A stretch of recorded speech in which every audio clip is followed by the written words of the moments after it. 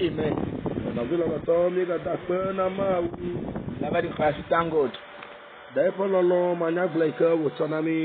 His love that He has given to us. He has good mindset for you and I. His love is in abundance for us. He has brought us among the living. And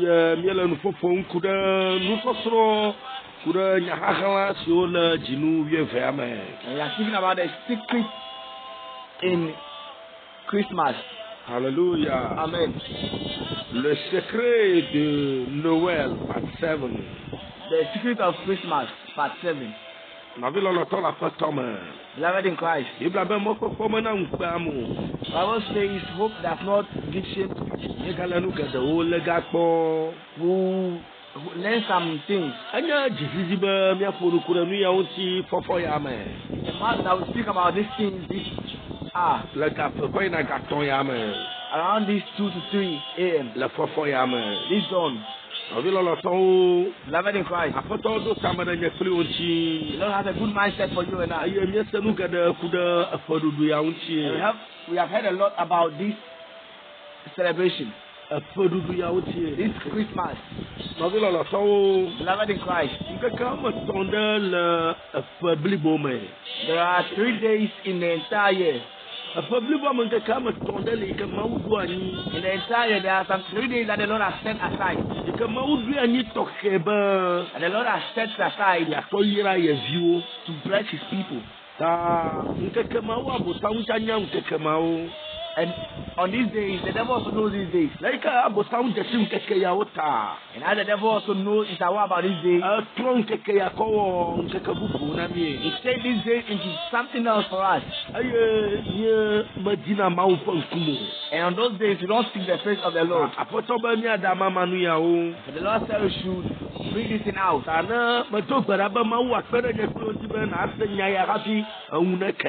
pray that the Lord will help you listen to this before the morning comes. That's why it's the mass that I speak about it at this hour. We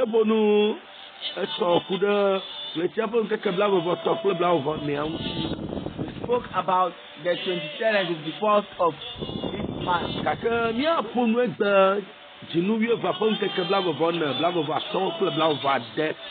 In this day, we also will speak again about the 24th, 25th, and 26th. These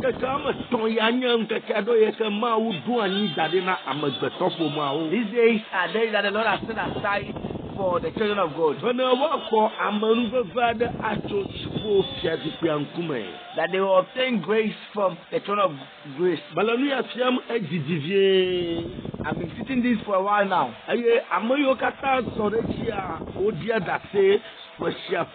And those that go by it give testimonies. Those that are unable to sing begin to sing. Those that are unable to write books begin to write books.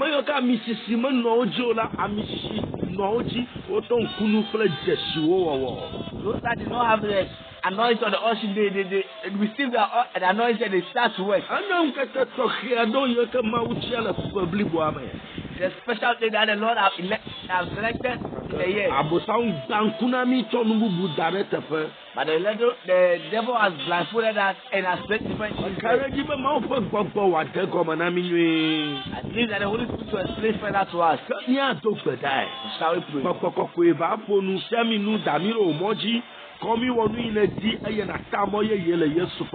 Amen. This is the bread that the bread of life that we feed on the way. That's why without the word that nothing can be done.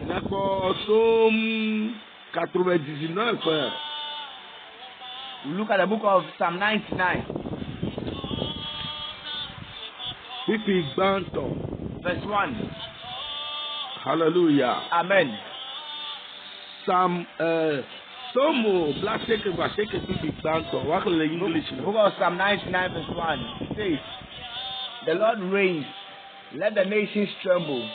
He sits enthroned between the cherubim, let the earth shake. Amen. Oh, hallelujah. le vegbeme. Yehowa enye fia. Dukɔwo dzo nyanyanya. Ebɔbɔnɔ kerubiwo dzi. Anyigba gbanya. Amen. Amen. Nɔvi lɔlɔtɔ la fetɔ me. Beloved in Christ, Nu katã míele nya yawo xlẽm ɖo. while we reading this word, Obe Yehowa ye nye fia. the Lord reigns. Yehowa le fia ɖum. The Lord reigns. Eye kerubiwo kɔe ɖe edzi. And the cherubims raise him up. Kerubiwo nye mawudɔlakawo. Which group of people are the cherubim? Wonye mawudɔla ɖe yiwo ke eta ɖeka le wo si gake ŋkume woame ene le ta ŋuti. They are angels with one head but four faces. Eye aʋalawo ma de le ɖeka si. And each angel has 6 wings. Wo hã wo dzina ha They paa. also sing. Eye serafiwo hã dzina ha The paa. seraphim also sing. Obe Yehowa Mawu le fia ɖum. And the Lord reigns. Nu katã wòle fia ɖum. Why is he reigning? Ne hadzidzi le edzi yim ma. When the songs are going on, Ŋuti kɔkɔe aɖe didina eye Mawu fiena le eɖokui me. with the glory that descends, and the Lord moves. That moves the Lord. Eye wɔe bena Mawu ƒe ŋusẽ da eɖokui ɖe go fiana. And this means that the Lord prevails his power. Mawu ɖo ŋkeke tɔxɛ aɖe da ɖe anyi. The Lord has set down a specific day Le ƒe bliboa me. within the entire year. Yi nye ŋkeke ɖeka pɛ koe. That is just a day. Yi ke nenye be nenɔ eƒe ŋkume do gbe ɖa. That when you step before him and pray, Eye ne tsinutɔ do gbe ɖa. and you fast and pray, Alo mate ma tsinutɔ ne nɔ tadzi do gbe ɖa. or you can't fast but you stay throughout the night to pray, Alo ne be henɔ Mawu ƒe ŋkume vevie. or you hide in the face of the Lord, To eya me la. through this, Mawu kɔna amenuveve nunana ɖe nana ame. the Lord gives a specific grace. Nunana yi ke wòtsɔ nana ame And la. what he gives to people Enye hadzidzi ƒe nunana. is singing. Ŋkeke ma enye efedzinu wuieva ƒe ŋkeke blaeve-vɔ-ene. That is the 24th of December. Ta ɣleti wuieve ƒe ŋkeke blaeve-vɔ-ene ɖe sia ɖea. So every 24th December, Mawu ɖu asi ɖe viwo ke yɔ ne ƒe agbe me. the Lord gives a gift to, the Lord reigns. Eɖu asi ɖe viawo ƒe agbe me. The Lord reigns over his children. Nɔvi lɔlɔtɔwo le aƒetɔ me. Beloved in Christ, Enye mɔnukpɔkpɔ tɔxɛ yi ke Mawu kɔ na viawo. it's a privilege that the Lord has given to his children. Ta le ƒe blibo me la. Therefore, in an entire year, Ŋkeke ɖeka koe le ƒea me. there's just one day Yi ke ne wò gbe menyo wònyo. that whether our voice is good or not, Ne nenɔ Mawu ƒe ŋkume le ŋkeke ma dzia. when you sit before the throne of grace, Ana wo gbɔgbɔ yi ke wokɔ dzia ha. you give the Spirit to sing, Eye nate ma nɔ ha kɔm tso Mawu gbɔ hã nɔ ŋɔŋlɔm. and you can even receive songs from Ŋkeke God. ma enye ɣleti wuieva ƒe ŋkeke blaeve-vɔ-ene. That day is the 24th day of the 12th month. Ta le 24 décembre enye ŋkeke aɖe yi ke Mawu didina hadzidzi ƒe gbɔgbɔ ƒona ɖe amewo Therefore, dzi. the 24th December is the day that the Lord descends His spirit of singing upon Eye people. ewɔe bena ame sia ame yi ke nɔ eƒe ŋkume ŋkeke ma dzia. And this I made it that whosoever that comes before the Amea Lord, ƒe enɔnɔme trɔna. the character of that person changes. Amea ƒe nɔnɔme trɔna. The character of that person changes. Amea te nua te The sesie. person can stand firm Edzia. and sing, Eye nuwo trɔna le eƒe agbe me. and things turn around in Ele life. ha dzim la. When the person is ministering, Manya leke eƒe gbea le dodom o. you don't know how the voice is coming, Elabena kerubiwo kple serafiwo ƒe gbe didina. because the voices of cherubim and seraphim descend, Eye wògena ɖe amemawo ƒe agbe me. and it enters into the life of those Eya people. ta wòle be ne ŋke tsɔ la nanɔ Mawu ƒe ŋkume. That's why when the morning comes, when tomorrow's day comes, you are supposed to be before the throne of Le yi grace. ke abosamu nya nu yawo ta. And as the devil knows this, Etsɔ ŋkeke ya kɔ wɔ hamumu ƒe ŋkeke. he has made the day for us to get drunk. Etsɔ wɔ hasiwɔwɔ ƒe ŋkeke. He made this day the day of fornication. Etsɔ wɔ nyɔnu kple ŋutsu ƒe nyawowo ƒe ŋkeke. He made this day the day of womanizing. Ye wòble mi be miakɔ ɖu ƒe. And he deceived us that we will say we are celebrating. Ayo wala mi ablamba mi la Yesu faji bezadu. And they are deceiving us, claiming that we are celebrating the birth of Jesus Christ. Onyaba nkeke ya ke wala ba mi ado tada adama ufa khadiji bonsese. But rather on this day we must pray and ask for the gift of singing. Ta na ba ya samala no ma po kuma na do gbara na biebere agble aroma agble na o ma. Therefore, if you want to try and sit before the face of the Most High God and ask Him if He would challenge the spirit of God. When you wake up this morning, do not eat. At 12, be silent and open your ears. Because no one is with you. And if you not hear a voice of singing in heaven, it happens. The seed that is there, it sings. On the 24th December, even the trees also sing. And exactly 12 o'clock, every living thing that lives sings. If you are in the spirit, you hear this and identify them. You see this and understand them. Psalm 99 verse 1. Psalm 99 the verse 1. It says the Lord reigns. And He sits enthroned on the cherubim. So the cherubims come upon you. The Lord will come overthrown over you. And you know what being that shame and this is a special day that we are supposed to be alert. It comes once in every year. But when the morning comes, try God and see. Then you test Him. Or should not tempt Him. Then you should test Him. But we should not tempt Him. Beloved in Christ, I believe that since when you hope, you will not be disgraced. Will not be disgraced. We'll add one more quotation. And we'll stand and speak about the rest of the days. But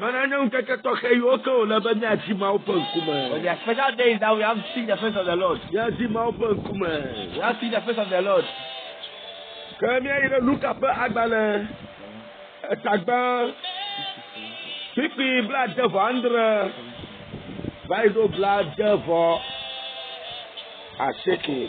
The book of Luke chapter 1, verse 67 to 79. Luc chapitre 1 verset 60. What's the name of It says, Englishman? It says, his father Zachariah was filled with the Holy Spirit and prophesied. Praise be to the Lord, the God of Israel. For He has come and has redeemed His people. He has raised up a horn of salvation for us in the house of His servant David, as He said through His holy prophets of long ago. Salvation from our enemies and from the hand of all who hate us.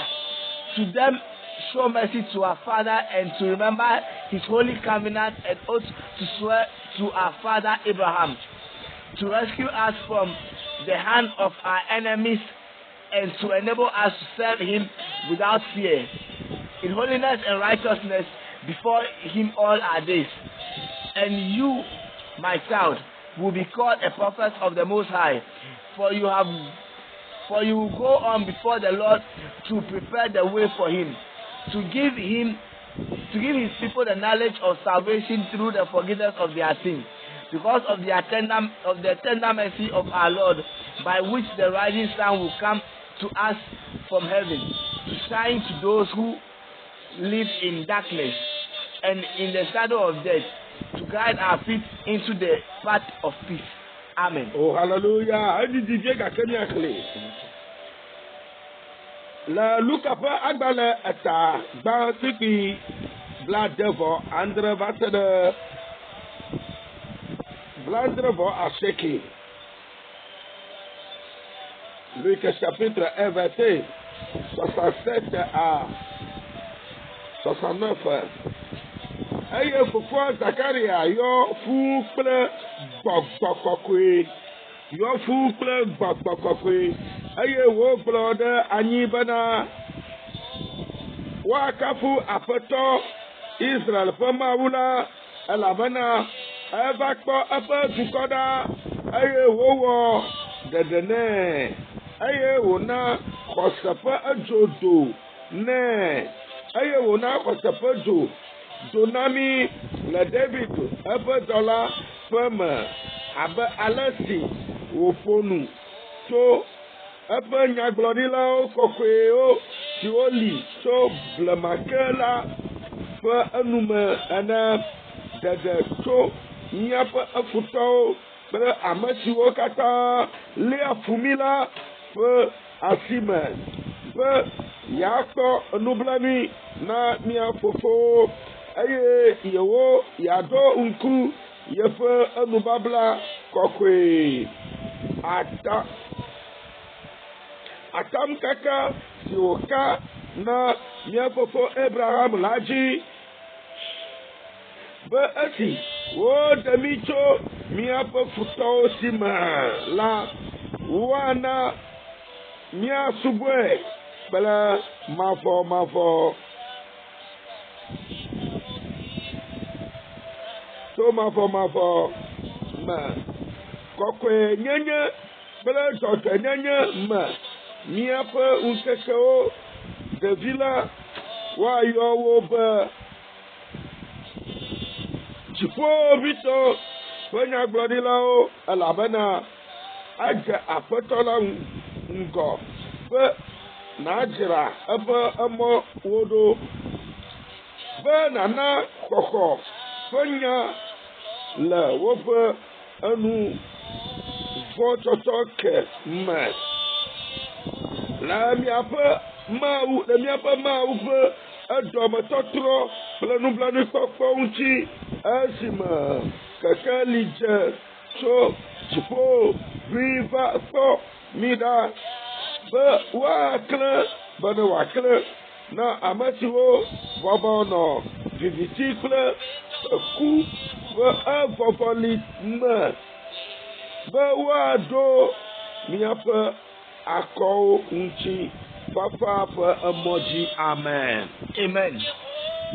Nu yi ke ko Aƒetɔ di be agblɔ na mí nye be What the Lord is trying to le ke Israel tsi viviti ma, Israel was in darkness, eye woda ƒu la, and they went against the Lord. Bibla be Bible says Mawu dɔ Yesu ɖa, the Lord sent Jesus. hafi wòadɔ Yesu ɖa, Before he said this, edɔ mɔtala ɖo ɖa, he said first clear the path. nye John Baptist, That is John the Baptist. Yohanes Mawutsi de ta na la, John the Baptist. be igbe ke wova do ŋgbe, The day that the prophecy came, etɔ Zakaria eke duri me, the father prophet Zachariah also gave us a speech. eke duri me kple mawudɔla, ehe nya kple mawudɔla. He called with the angel of God. Awɔ bena ŋusẽ yeye tso dziƒo va ta. We brought and because a new power descended from Ŋusẽ heaven. ma de ganu nɛ. That power silenced him. Nɔvi lɔlɔtɔwo ŋkeke ya nye ŋkeke tɔxɛ aɖewo. The 8 days are specific days. Mele bena aɖu fɔm le ŋkeke yawo dzi o. You don't have to go Afia wrong nu with tso it. Mawu gbɔ boŋ. You rather ask from God. Ke gbe igbe ke wotsi ɖevia. On the day that the child was born, Hafi eƒe nu ʋu wòƒo nu. voice mouth open and he spoke. Eƒo nu ɖe gbɔgbɔ kɔkɔ ƒe ŋusẽ me. He spoke in a. Biblia be gbɔgbɔ kɔkɔ yɔ fu gbado. The Bible says that he was full that not. Enuwo míexlẽ ƒo nu keke. Whatever we read spoke a lot. Nɔvi lɔlɔtɔwo le Aƒetɔ me. Beloved in Christ, Ene dzi be Mawu ƒe gbɔgbɔ wòayɔ yi fu gadoa. you want the Spirit of God to fill you. Edzinu wuieve ƒe ŋkeke blaeve-vɔ-atɔ̃ ɖe. On the 25th of December, Jinuye papa nkeke bla before atwa. The 25th of December. Anya nkeke toke ade ke maukona amisisi. Amisisi toke ade puna de via oji. The day that the Lord gives us a specific anointing to his children. Ukeke bubu ade ke mala afa de kabli bomo. There's no other day in that year Ike maudo toke dade. that the Lord has set aside specifically. Ike nye jinu ye papa nkeke bla before atwa. That is the 25th of December. Yata olebe nana dokta dala nkeke majia. That's why we pray on this day. Mautona amisisi toke ade danara maji. The Lord gives us a specific anointing. Amisisi kanana be fuma chipodo be kokutio ngana. The anointing that breaks every yoke of the family. Aike dana nkpekle flotodo da. Take away the shame and disgrace. Anana be nita maudo da nyika ya jia otefana me. That helps to fulfill the main reason why God brought on this earth. Kama unya glola na nya na glo maunya ameshama akwesa ayo watrojima. If you are a preacher, a man of God, when you give out the word, people will listen to and reply. If If you are a teacher, the anointing back it and people will be free to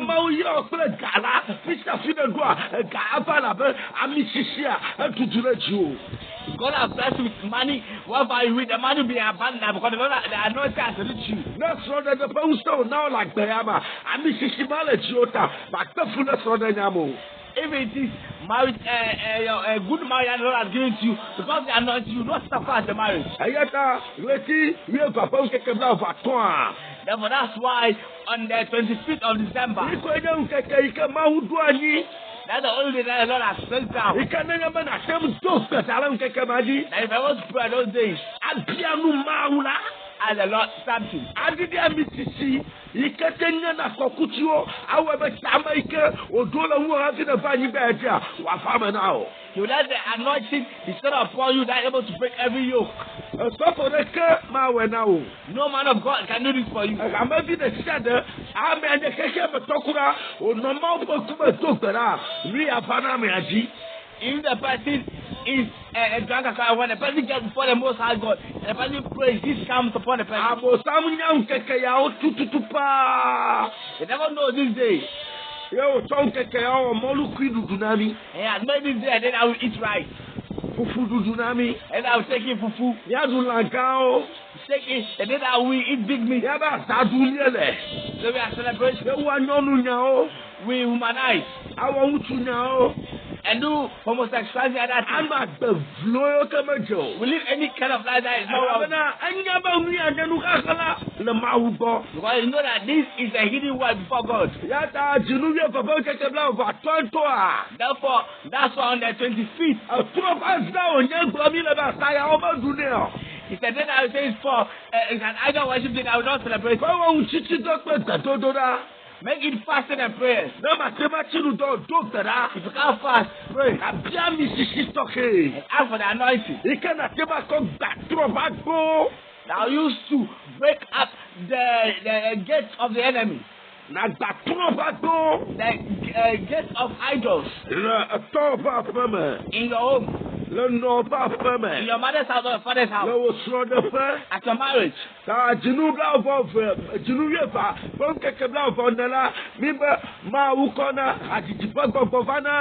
Therefore, we said on the 24th of December, the Lord give the spirit of singing. And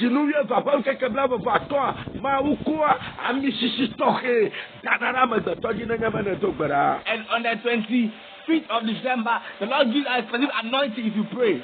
And on the 26th of the 12th month, the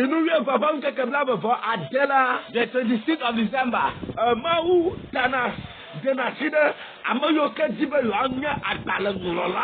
the Lord gives out a gift to people who want to be book writers.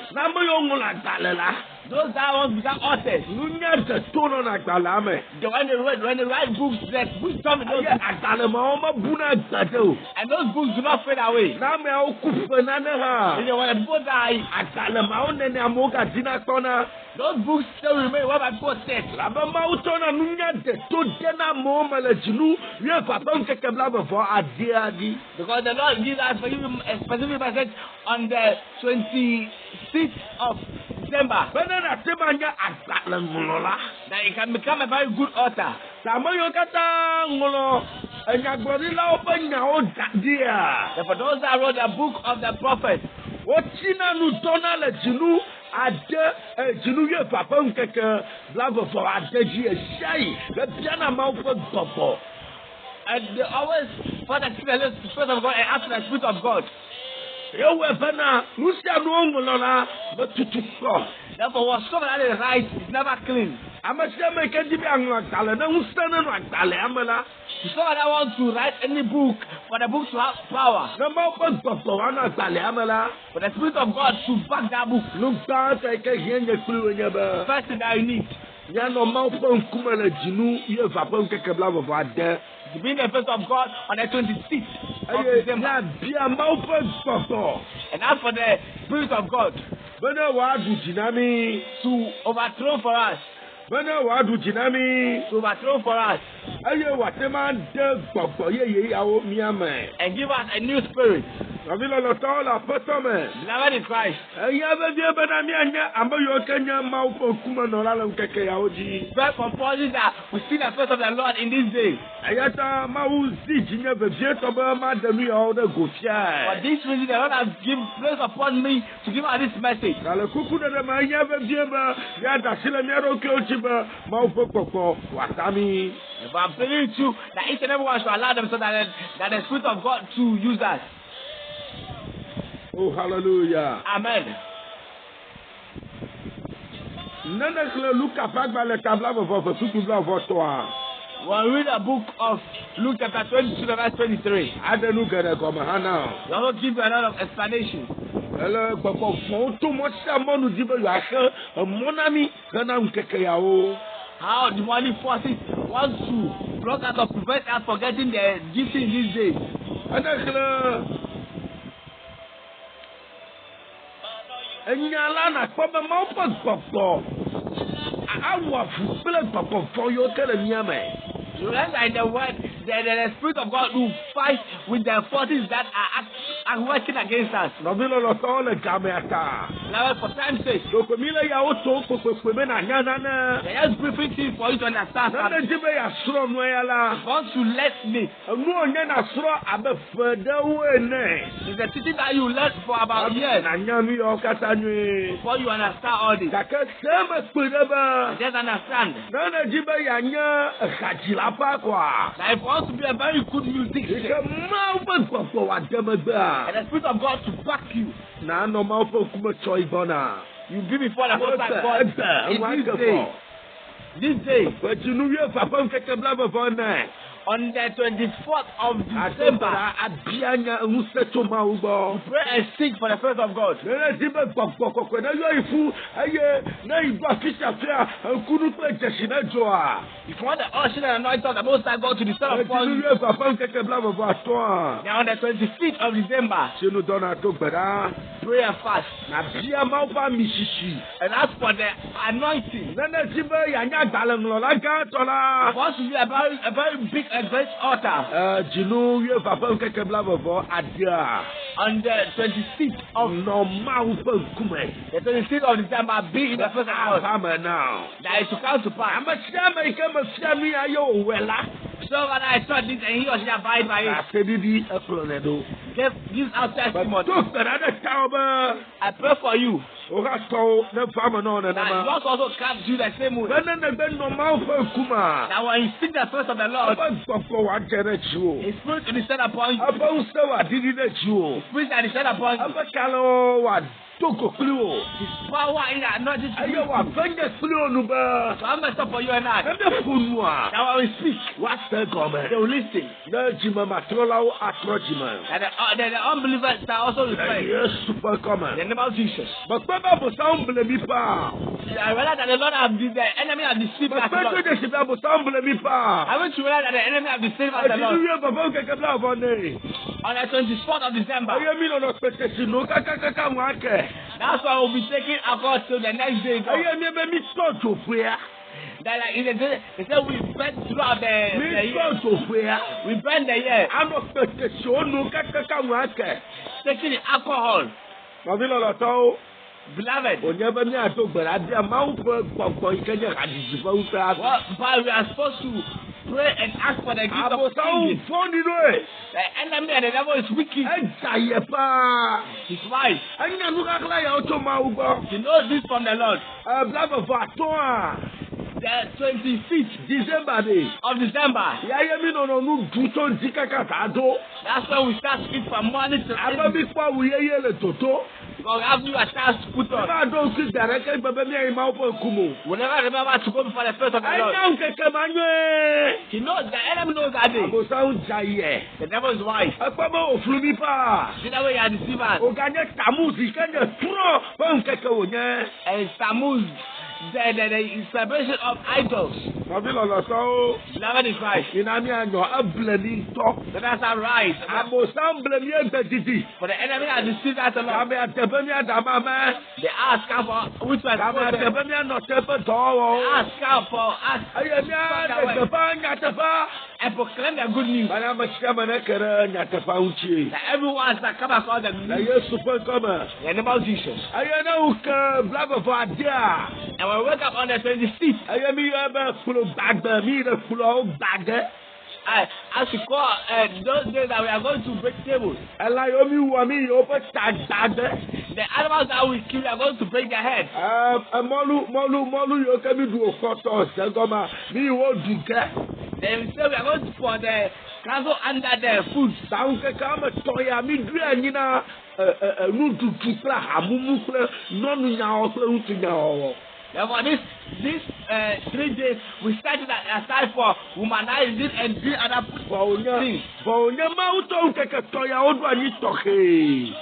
But what that the Lord has placed these days now specifically for us, Hena tanojinu tɔxee. for a specific reason. Mɛ to kana la kawo I bɛ. pray for you Nkunafuna. that my eyes be open. Nkunafuna nyɛ ha. May my eyes be open as Anu well. yà ká tiɲɛ ne bɛ nkufi o di That a. was someone has covered our eyes. Ɛnɛ nana yɛ sɔ kɔmɛ. That be revealed Amen. in the name of Jesus. Ɛsɛ nɔbi o subɔla sɛtɔ. And the voice from a smaller servant. Apɔsɔ Joseph Mawusi kumɛ n'aba gbɛ. Apostle Joseph Mausi Kumane's voice. To Accra Ghana Tesi Estate. From Accra, Ghana, Teshi Estate.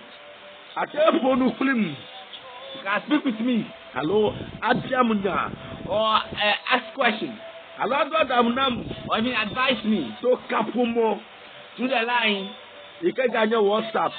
That is WhatsApp +233 +233 244 244 21 21 24 24 25. 25. Mawuna yira. God bless you No ablaleji now. and help you. Atendo go klim na Facebook. You can meet me on Facebook, Joseph Le Riche. Joseph Lerish. Nkanu sɔsɔ nkɛdɛ la fi ma. However, there are many cities over there. Atendo go klim na YouTube. You can meet me on YouTube, Joseph Mausi. Joseph Mausi. Mawuna yira. God bless you, Ne to nse o. empower you. Gbedame de kaba. Say that early as possible. Bɛ ameha ne di maaw fɛ And the nkume. person that also see the face of the Lord. Le Yesu fɛ In the kɔmɛ. name of Jesus. Fifia gospel kple hadzidziyawo bia. Nowadays, the gospel and the things, Etrɔ kpɔnu yiwo le Benin they go to the shrines at Benin kple Togo. and Togo. Hafi woava nɔ gospel wo dzina mi le duya me. Before they even come to sing gospel to us in this Mi country. lɔlɔtɔwo. Beloved, Yina miadi maaw ƒe ŋkume le ŋkekeawo. let us see the face of the Lord in these days. Le akpɔba le ke gbɔgbɔ kɔkɔea gasa. And see how the Spirit to use you. Le Yesu ƒe In ŋkɔme. the name of Jesus. Amen. Amen.